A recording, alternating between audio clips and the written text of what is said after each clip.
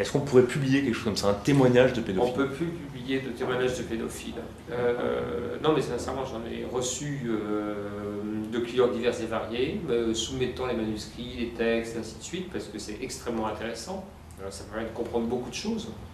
Et c'est impossible parce qu'il faudrait y rajouter une morale dans laquelle le pédophile dit « c'est horrible tout ce que j'ai fait, et je souhaite absolument être incarcéré, mutilé, castré, etc., etc. » Donc si vous parlez de la pédophilie, vous êtes obligé, un peu comme dans Rose Bonbon, qui avait eu supposément des ennuis, mais enfin plutôt, on va dire, c'est Gallimard qui avait fait mousser la chose en essayant de faire de ce livre un livre scandaleux. En réalité, il y a une morale à la fin qui fait que le pédophile, qui est un méchant, meurt obligatoirement. Donc la morale est sauve, donc le livre n'a pas eu d'ennui judiciaire.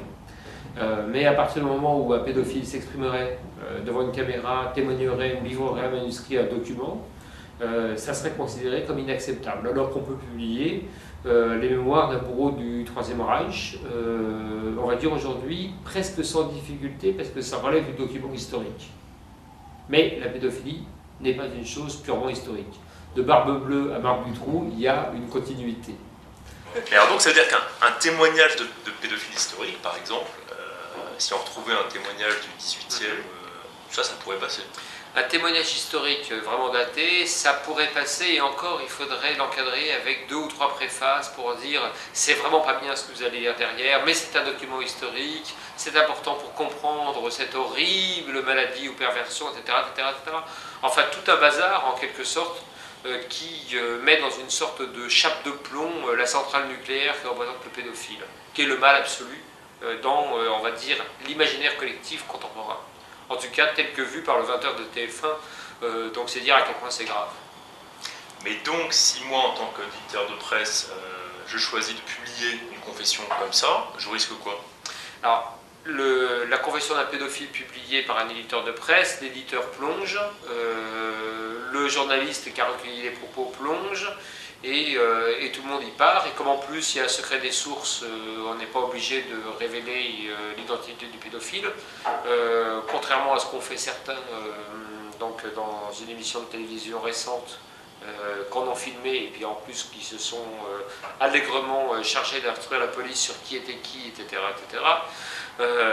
Sincèrement, hein, c'est une histoire vécue l'année dernière, en 2010.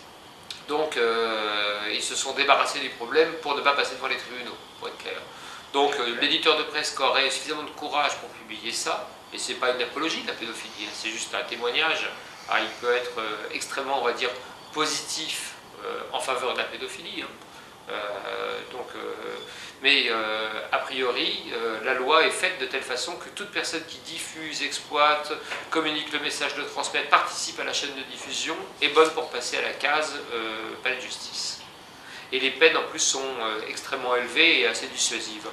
Donc personne ne s'embarque là-dessus, plus l'image de marque, plus le fait qu'a priori vous perdez tous vos maigres annonceurs publicitaires, enfin bref, c'est la totale, quoi. Donc foutez-vous dans la merde, publiez un témoignage de pédophile.